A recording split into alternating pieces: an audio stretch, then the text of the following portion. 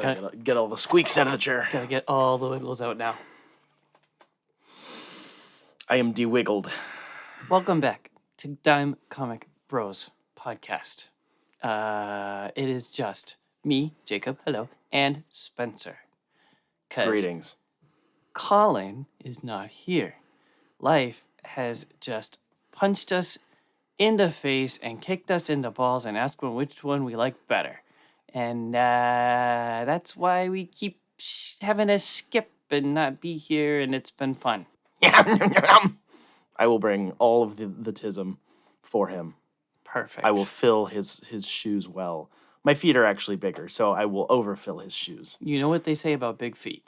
Big socks. Big socks. Exactly. Why buy a comic that might cost more than a dime? Come meet the brothers who are here to waste your time. So Speaking of big feet and stuff, we watched Hellboy II: The Golden Army, which was released in 2008, written and directed by Guillermo del Toro. Hey! You were gonna bring the autism. You said Guillermo's name correctly. He can say. Wait, can he say? Can Colin say his name correctly? That happened 2 episodes ago, where he could not say it, and you pulled it up on your phone. Maybe three weeks ago, something like that. Guillermo. When he was talking about Pinocchio, remember? Yes. He's a special boy. And it's a direct sequel to the previous film. So this is a mostly original plot. Like, the villain and basically the majority of the plot is like wholly original, which I think is an interesting direction to take a sequel. We were talking about it. Well, you were, because I don't like letting us talk about it during the movie, because this is the point of the show, is to talk about it after the movie. You were saying this feels much more in line. It's a spiritual successor to most of the Mike Mignola Hellboy stuff. Yeah. Even, especially more than the first movie. Yeah, in a way. Despite the fact that the first movie was directly taking a lot of its plot points from the first few stories, because of the fact that, one, the main Hellboy series wasn't done yet. It wasn't by the time the second movie was out either, but there was a lot more to work with.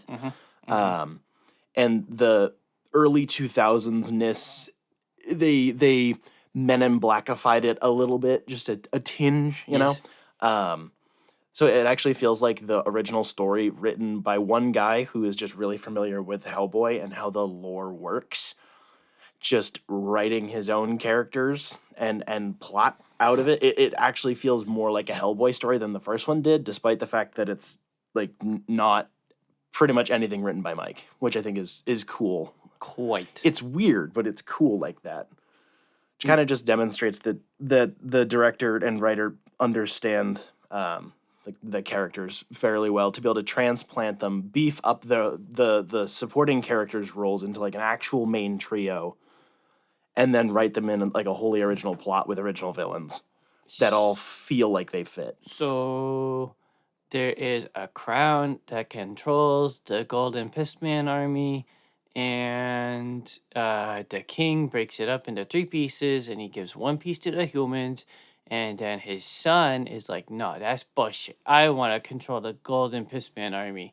So he goes rampaging and finally tries to get the piece, and it's a whole lot of pissing about until he finally gets the crown, and then Hellboy fights it for him and takes the crown. He's doing some rich boy flaunting of, I'm gonna do the thing. He's kind of being a dramatic whore, like an elf, to be fair. There is it's tough because it feels like it could have been trimmed down A little, which is weird because it's only 2 hours. Yeah, it feels a lot longer. It feels like they're pissing about, like, what is going on? Now we fight another monster. But I don't think there's any particular scenes that could have been excluded. I think it's more so a few of them just could have been tightened up a little bit. I think it's just me being special and being like, sit down and watch a movie. That's fair. I don't know. I get what you're saying, though. Sometimes the pacing the scenes are kind of a little long. Yeah. Like, the fact that like the very long sequence in the troll market was great. Lots It of looks so costuming. good. Really cool stuff, but it is like 10 minutes. And it's like there's probably a tiny little bit that you could have kind of trimmed down a tidbit, maybe the beginning sequence, you know. Or like when the big um man thing monster appears and it's there for the bad guy to be like, "Ooh, what are you We gonna will do, do- Hellboy? Ooh. What are you gonna do?" Yeah. And then it goes on for quite a while where the bad guy is coming for them to get the last piece, and it's like, but he just popped up in this one scene. It's really, Right. I don't know. Yeah, no, for sure. I know what you mean. There's a little bit of not repetition, but like a little bit of meandering. Meandering. A little bit. Yes. The fact that the set and costume design is so fucking pretty Oh and my holds up so gosh. well makes it really enjoyable to watch. So you're sitting there like, they could probably talk faster, but like that looks cool. It's Same very thing with the demon thing that takes the spear out of Hellboy's chest at the end. It's it feels like classic Mike of like, one day Hellboy's gonna destroy the world, but No, not today. Yeah. It just feels like one of those classic reminders, but it was also just like a magic fix for a thing that didn't have to happen. Yeah, it's the But it looks so good, so it who does. cares? That was a really really cool costume piece. Yeah, it's one of those like you kind of wrote yourself into a corner, so you're like why would the characters do that? It's like, well, because you wrote them into a corner where they had to do that. You know, Yeah. like you kind of have the choice as a writer to not do that. right. I But don't know.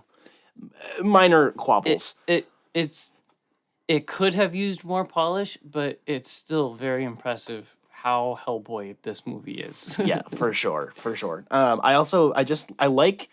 really like how much more it emphasizes the other characters because despite the fact that it's a Hellboy movie and a lot of his stories are after he's already left the BPRD, so he's just kind of dicking around by himself or with like one person. The team element in the book is kind of underwritten. They drop it pretty quickly. And the first movie attempts to have it, but the balance isn't really struck between the characters. When you have other characters surrounding your lead that reflect like the attributes of your lead, it makes the lead feel more developed in the movie, despite the fact that he has less screen time than previously, because there are other characters that tell you other things about him when he's not there. I watched this. The last time I watched this movie was before I read through the series 3 times, or at all. So I had forgotten quite a bit, and I was pretty excited that they included Johann Kraus. That was very exciting. I love him. Yeah. Yeah. So I just wanted to notate this was made of roughly like an $85 million budget, which I think is like 20 higher than the last one, maybe. I think the CG sequences hold up a lot better than the first one as well. There are long extended sequences of entirely digital characters like the Golden Army. The Golden Piss Men are all fake, but it still holds up really well. I was thinking several times that the CG monsters, for the most part, like the Teeth Fairy in the beginning and the Swamp Thing monster, is done in shadow, but they're colorful enough, and it's not completely dark that you can't see it. It's frustrating to watch this movie that's much older be so much better than something like Venom 2, where it's like they're clearly doing everything with no light in the room to Yeah. cover their shitty CG. Right. I think also I think the Tooth Fairies had a physical model to start with. I think for like when it's laying there dead, I think it's a real prop. And then Right. because you have such a strong physical reference point, they're not like creating it whole cloth for when it moves around. And I think that definitely helps having like a strong reference model to refer back to, so you're not like running off of memory and like, well, I think it would move like this. It's like, well, why don't we move the thing around and see how it works so we can CG it better. Perlman is still really, really good. God tier. He's there is something about the character that he just kind of gets with the vibes. Is like it's something that I'm sure we'll talk about when we get to the reboot. But the combination of the practical effects and the makeup and the performance and the direction and the writing, like Hellboy is different than he is in the comics, but he maintains the same Hellboyness to him. Like Hellboy isn't. He looks like a demon, but also he looks like a guy who saves cats out of trees. If you ask him, who's like, fine, I'll get your stupid fucking cat. You know, like he's got that look to him. I think it has a lot to do with like the eyes and the mouth. But also, he would rather save the cat than a human. Okay, yeah, but like you know what I mean. It's like he'll randomly, okay, fine, I'll pick your car up, but like fuck you. You know, there's just his delivery of iconic lines such as, "Oh crap," you know, like something like that. It's small, but it goes a long way. I think. And I think Doug Jones as Abe Sapien I like his look more in the first movie, but I think the fact that they obviously beefed up his role so much and then slimmed him down, they've made the Fishman smaller. I think was just like a necessity of the makeup. Like, we have to thin this guy out so we can put him in the suit all the time. That looks so fucking good. I look at it, I can't tell when the mouth and like the gills are fake or if they're actually moving. It's insane. Liz Bonk is not the greatest of actors. She was a bit stiff. Same with Hellboy's boss. He's always typecast to be the asshole boss. Yeah. So I'm never huge on his acting either. No, I think he is one of the holdovers that brings this movie down. It's one of those things where it's like it felt like a necessity in the first movie to like, okay, we introduce an original POV character to introduce this to the world. It's like, okay, fine. Yeah, okay, I'll give you that. It makes sense why you'd want that. But now that you've bought into the concept, it feels like scaling back the cringy FBI boss man would be a good idea. And they kind of don't, because they don't really develop their relationship very much either. No. And if they bitching the whole time. Like either direction would have been fine, but like they just kind of explicitly say, wow, look, he's insecure. It's like, okay, well, the subtext of the first movie told us that. There isn't much else here. Right. He's fine, I guess. It's just like I just don't like he's just one note. It's just a character that I don't like. The performer's fine. I like the development of Abe and Hellboy and Liz as like more of an actual group of like friends instead of like it's a Hellboy movie and we have to have an Abe Sapien cameo in the beginning and the end because of course we do, and like Liz is there but because she's in her in the first movie she's in her dark and brooding mode, you know, like she doesn't do much. Hellboy and Abe getting drunk together because they've both fallen in love. Classic. Builds so much character that takes a long time to build up in the books. And even then, it's pretty spotty. Like, through the first 4 collections of BPRD, like, Abe's all upset that his buddy is gone. And it's like, you didn't really have a whole lot of that built up in the main story. That was something that Colin talked about with the first movie. The change of Abe's personality to be a little bit less kind of Hellboy but wet. Yeah. You know? While it's a cool character in the comics, like that, changing the dynamic makes a lot of sense because it gives you more to work with. It makes it less redundant. Whereas in the comics, it makes sense because, like, that's the tone the universe has. Basically, everyone's kind of dark and broody and whatever. So if you want Abe to have his own comic spin-off run, like, you want it to be tonally similar to the Hellboy one. It makes sense, but, like, it's definitely easier to buy into with the movies, despite having infinitely less runtime. What? You're looking at that. I was wondering why in your Future State collection you have the next Batman before Batman Dark Detective. Alphabetically. Are you assuming the next doesn't count and you're just going with Batman and then Batman Dark Detective? I don't remember why I did that. I'm dumb. It there's always stuff in my collection that's timeline wrong. stuff too. So no, but that's the thing is because none of them are arranged like that. Otherwise, I would have done that. That's how I want. If I have unlimited storage space, I want to store everything chronologically. But that is so physically impossible to do. Right. It's insane. No, and all of those books you have to shuffle between all of them because none of them really connect. It's just if you want to be like, okay, so this is the period of time where they thought Bruce Wayne was dead. It's like, okay, then you got to read through here, and then they realize he's alive, and like whatever, I see.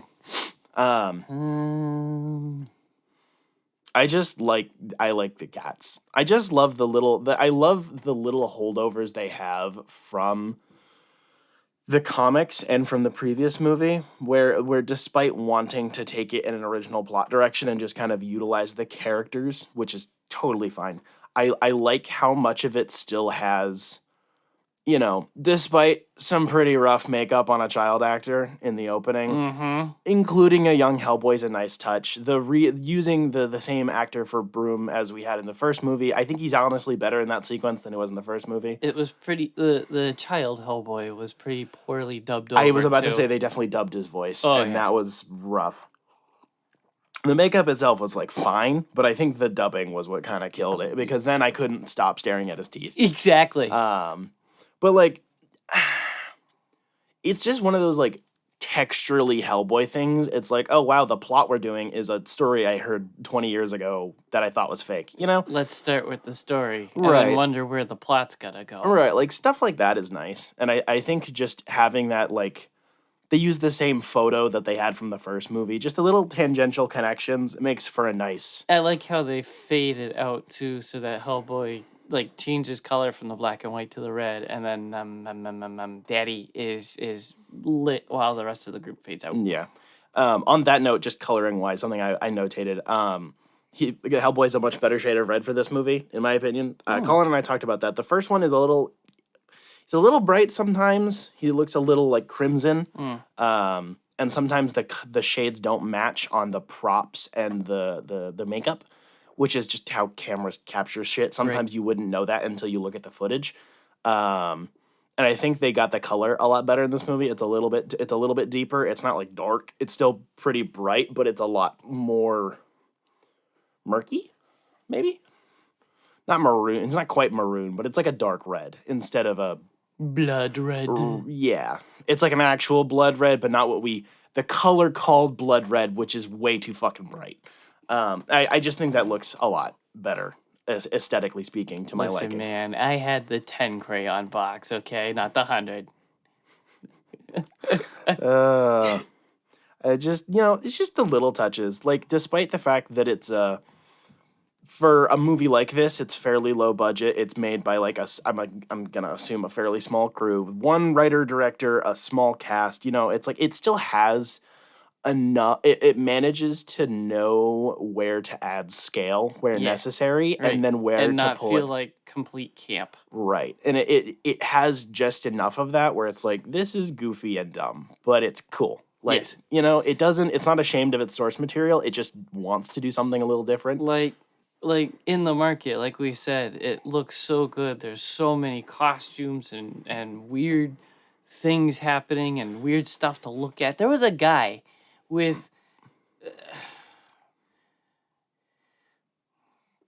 he had something like the size of his wingspan, and it was the shape of a mouth. Yes. Like that he was carrying through the market. I genuinely think that was just like a big pair of fake teeth. Right. And it's so many details like that in the market. And then you get later in the movie where they step into a room and they're clearly standing on like a styrofoam rock, and it's composited over like a painting, and it looks great. Yeah. And you know how they did it, but it still looks good. It's like you said, they just knew when to spend the money and when to do it cheap. And Yeah. it's good. Yes. Quite good. For sure. We get to do the reboot next. I wanted to like that one. I wanted really bad. I think that is going to be a three of us on a Friday night with like a lot of beer. I think we'll make that a little bit more enjoyable than first thing on a Saturday morning. That's gonna be rough. I think this one's a little better than the first one.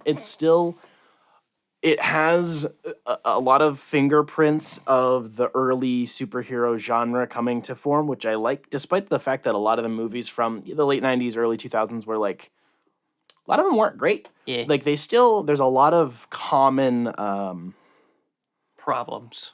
yeah, there's a lot of common problems. There's a lot of common difficulties and stuff between them, but like I'm nostalgic for it. Yeah, you are. And I think this is a really good example of how to do like a really big self-contained story, but like it doesn't cost $300 million. And it's And 2 it's hours. really good. Right. It's not. It does what it wants to do And then it in a gets out. decent amount of time. Yeah. It's not, again, like Venom 2, where it's not. Yeah. 75 minutes. Oh, I can't believe how short that movie was. That was a speed run of a movie. That was just. Oh, he's dead. Bye. Chickens. I swear, the only funny parts of those movies is when they do just go, yeah, they're gay. That's the only part of those movies where he's like in the dance club. It's like, all right, this is fine, I guess. It's so demented. I gotta get my book. Yeah. Jacob is the bookman. He's running. Oh Lord, he coming. Hellboy gets kitties.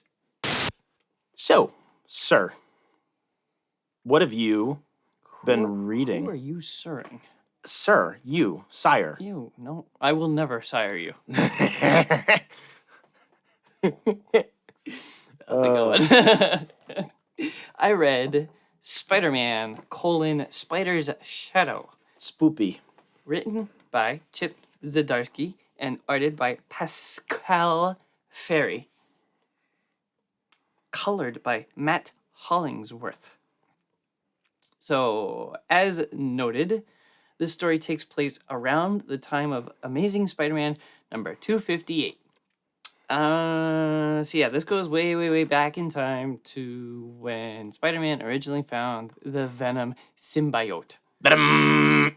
Venom. I hate that song so much. It's so bad. Which one? The stupid Eminem, you know that one, the one that played over the end credits. It's got a great bass line, but the lyrics are garbage.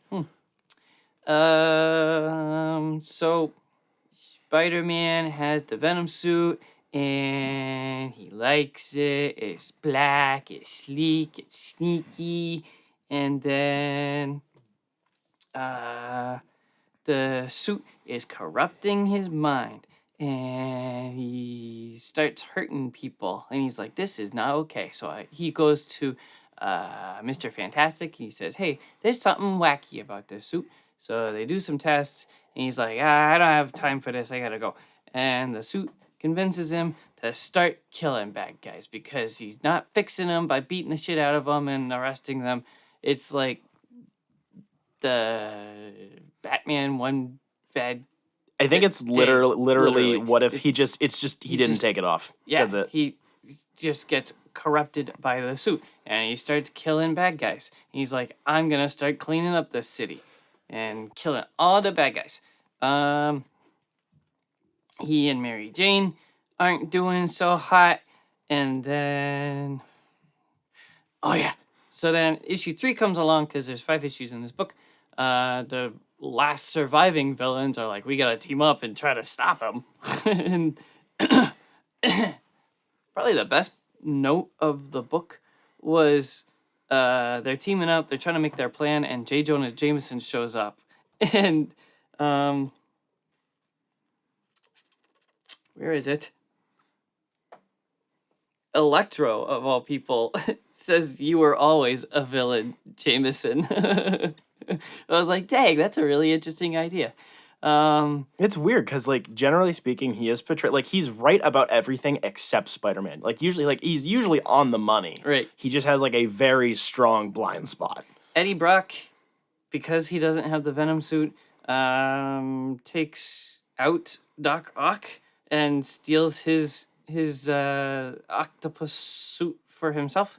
And that was kind of wacky. That was a weird twist I didn't see coming. Interesting. And it didn't really do anything. I am the arm man. You know what Doc Ock can do with all those arms with the Sinister Six? He can serve them all breakfast at the same time. You can carry a lot of plates with all those arms. Craven gets the symbiote into a blast furnace, and it separates Peter Parker from the suit. And they all go, "Wow, that was crazy!" And they drive away, and it's stuck to the back of the van that they're driving away with. And then you're like, wait, there's one more issue. Yes. So the symbiote climbs up the Fantastic Four tower and starts taking over all of them and all of the like Avengers that show up and are like, "Spider-Man, you're being bad. We gotta stop you." So like the symbiote takes over everybody basically, and it leads to a final fight and that kills Mr. Fantastic and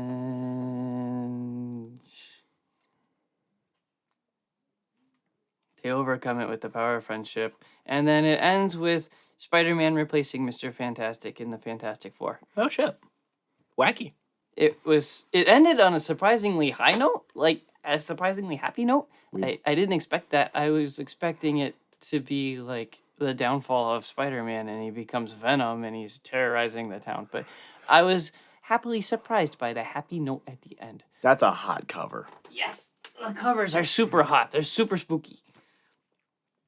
I have it in the trade paperback. It is $18 cover price.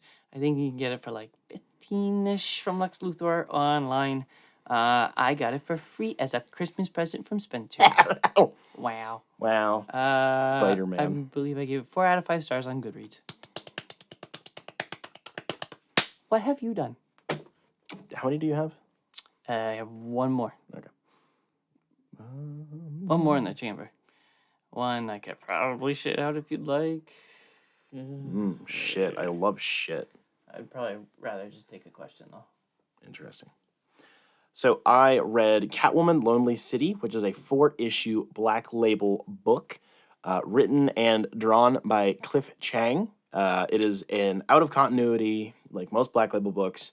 What if stuff was different, actually?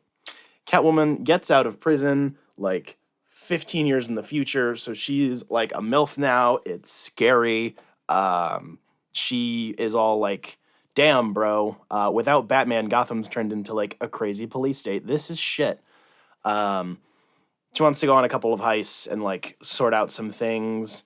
We get a lot of flashback allusions to I don't remember what they call it, but it's like the last day with Batman, where like a Joker did a Joker thing and is like, I'm gonna kill everybody, and then he kind of does. And a Batman bestowed upon Catwoman like the final key for the Batcave type deal. So just a lot of like little secrets are revealed throughout the book. Not the whole day, the whole like last event isn't shown in full, so it's not like a. And now in Act 3, we show the whole thing. It's like you just get little tidbits here and there. Catwoman may or may not be responsible for Batman and a couple of Robins dying. Lots of stuff. So lots of guilt and whatnot. She teams up with a whole host of different villains who are all on mostly different life paths now because the city do be different. So she teams up with Killer Croc and Riddler's daughter and like a whole bunch of different characters, which are really cool. Eventually, they go see Ivy and... Bong, bong, bong, bong, bong. Mess with the hunk, you get the bonk. I can't. She's so hot. She is just kind of out there chilling, like she usually is, honestly. In most stories, Ivy's just kind of like, I kind of chilled out, but like I have like my little enclave over here. Flowers go. Yeah. So a lot of people end up dying by the end of this book. I don't want to spoil it. I have a soft spot for post-Batman stories. You have a lot of soft spots. I do. I'm soft. This is just how it is.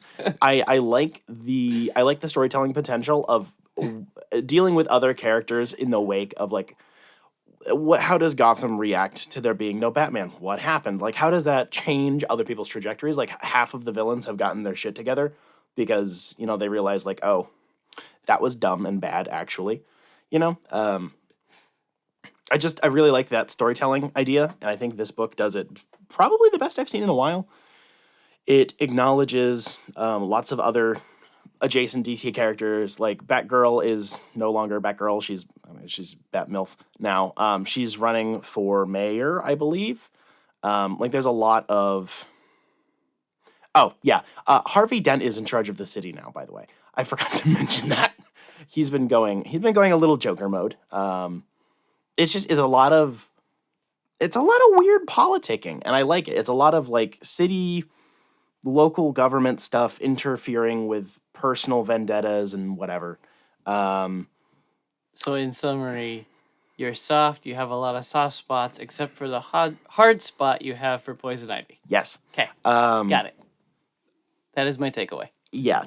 This is one of them symbiotic books I'm in love with, where the writer does the writing and the art. It's gorgeous. Everything, it's cartoony, but it's not like goofy.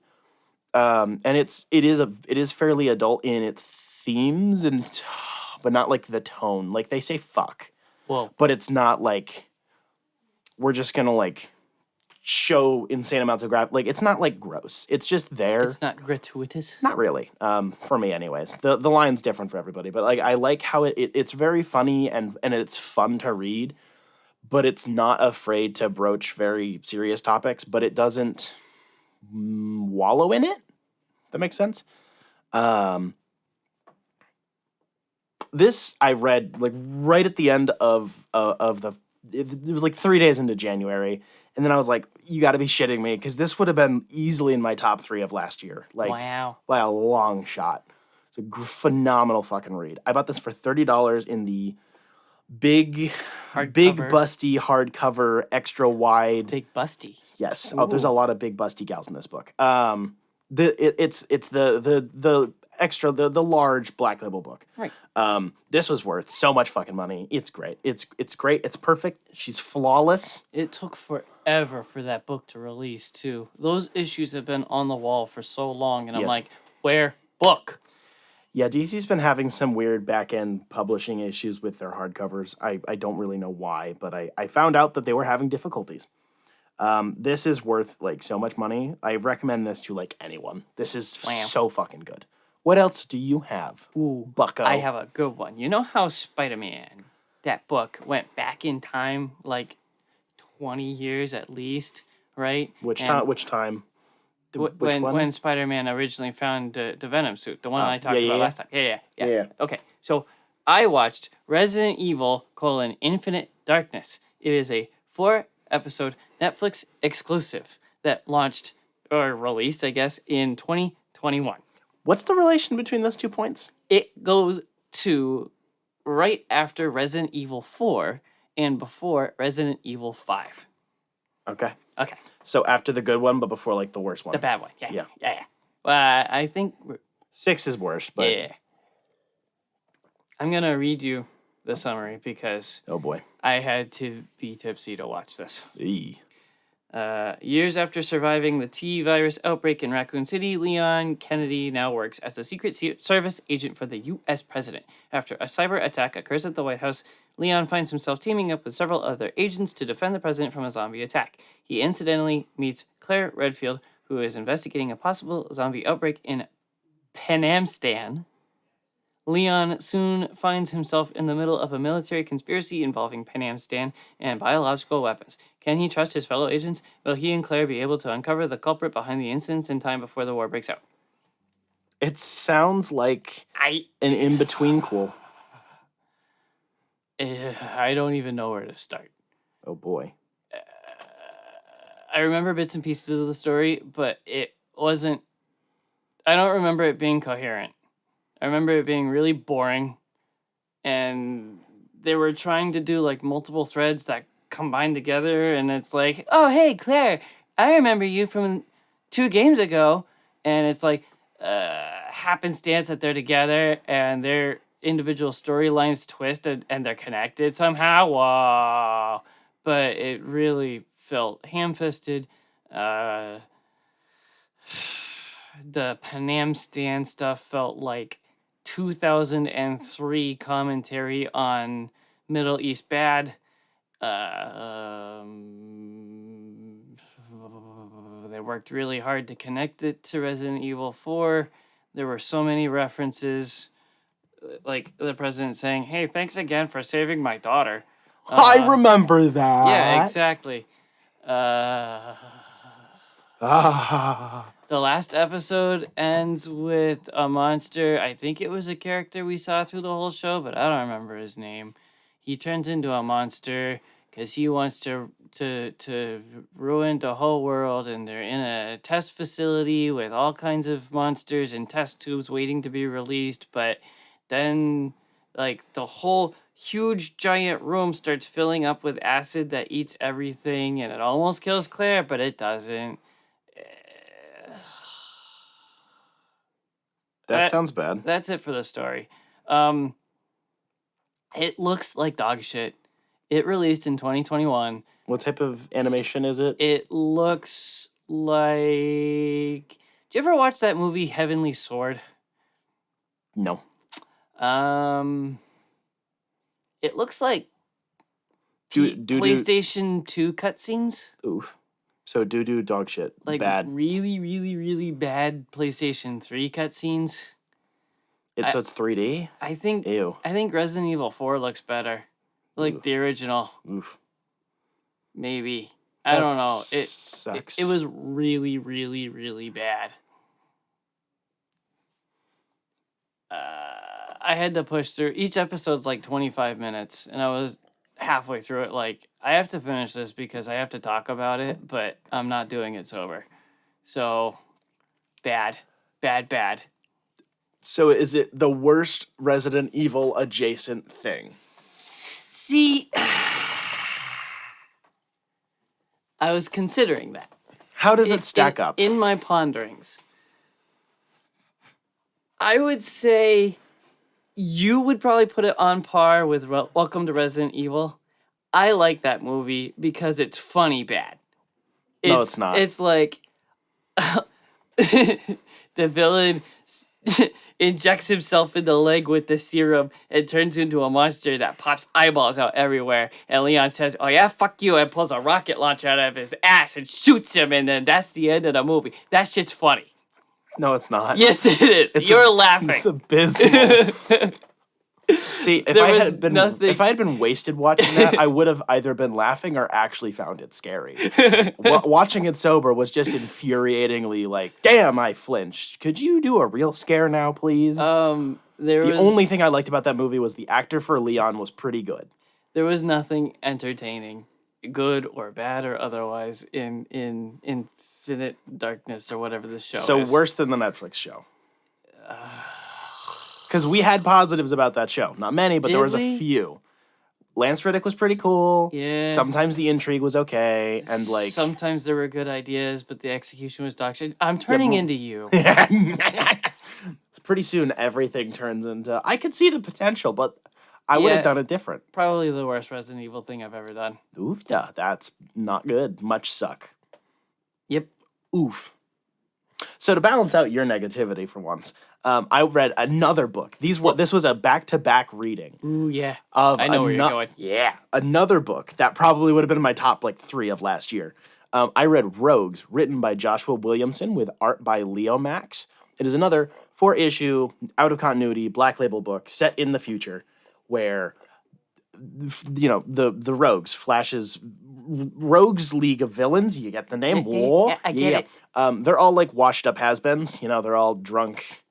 Some of them have settled down. Some of them are in mental institutions. Like we should be? Yes. Okay.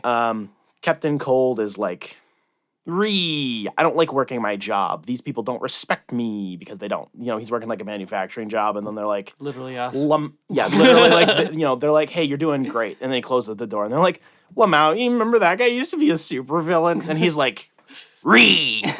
So he remembers this random rumor he heard in a bar ages ago, and he's like, we're going to rob Gorilla City of all of its money. So he gets the gang back together. Some characters I'm familiar with, some of which I'm not. It includes a bunch of people. Mirror Master, Golden Glider, Captain Cold, obviously. some other people who I don't remember, if I'm being honest. Just characters I'm not very familiar with. I like the Flash, but I'm not super familiar with a lot of the rogues. Just a bunch of people, and then they're all old and cranky and abusive to each other, and they're like, "Nah, you're a shithead. No, you're a shithead." And the only one who's done anything good with their No, life, like We're all shitheads. the only one who's like really actually good is Golden Glider, who's like doing charity work now. We'll be Every- shitheads together. Everybody else is varying shades of I'm actually secretly addicted to heroin or whatever, like a bunch of stuff. Fine, we'll all be shitheads together, but you're a shittier shithead than me. Pretty much. And they go on a romp. They go, yeah, we're gonna go rob Gorilla City, and then they go around the world getting information, and then they're like, they show up in the jungle, and they're like, is this it?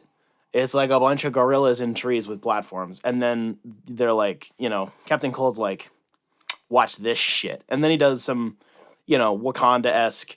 I pull the veil back and like look, it's like this uber futuristic monkey city. Where so Gorilla Grodd is the kingpin of the city. He runs all the stuff. He's got a wife and a kid. The world, if there wasn't 4chan. Pretty much. Yeah. So he's got like a wife and kids, and other gorilla characters have kind of like migrated there, even though they didn't like Grodd originally. They're like, okay, fine, we'll go hide with you. And then they pull a big heist, and then they kidnap Gorilla Grodd's son, which was a bad idea. And then he goes monkey mode, and why would you do that? You have his money, so Well, you kidnap his son. What are you holding him they hostage couldn't get for? it's a whole bunch of convoluted stuff. Mirror Master is retarded now. Like, he went to an insane asylum, and he's like, he doesn't remember everything anymore. The whole, like, did it make him worse? Did it make him better? Or whatever. And then he uses the gun. He's like, so I put all the gold through. Fuck you. And then he just dips. Like, he doesn't even want to steal it. He just gets killed and, like, destroys the mirror gun. So they can't get the shit. So now they just need to, like, get out alive. Gotcha. And then for, convoluted plot reasons, his son just happens to be there. Little baby monkey boy. Huh? Yeah. And then, he goes monkey mode. Literally everyone except, I think, Golden Glider dies in this book. Nice. It's a lot of death.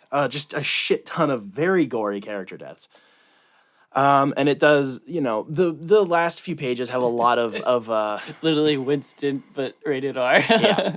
The last few pages have a lot of voiceover boxes. It effectively boils down to, like, were you doing this because you actually wanted to make all your friends' lives better, or were you just using them to get money? Do you even know? Blah, blah, blah. The usual stuff. Really good book. So the covers are fucking insane. The main cover, I don't remember who does it, is a really nice, like, photorealistic one. But all of the Leomax covers are phenomenal. It's an extremely bright and cartoony book, surprisingly.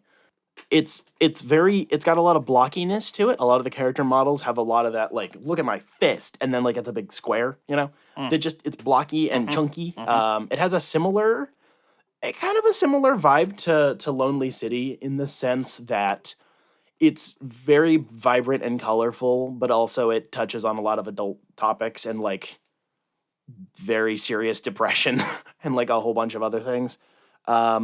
I really like the character voices. They all feel unique. I really like this version of Leonard Snart. He's a piece of shit.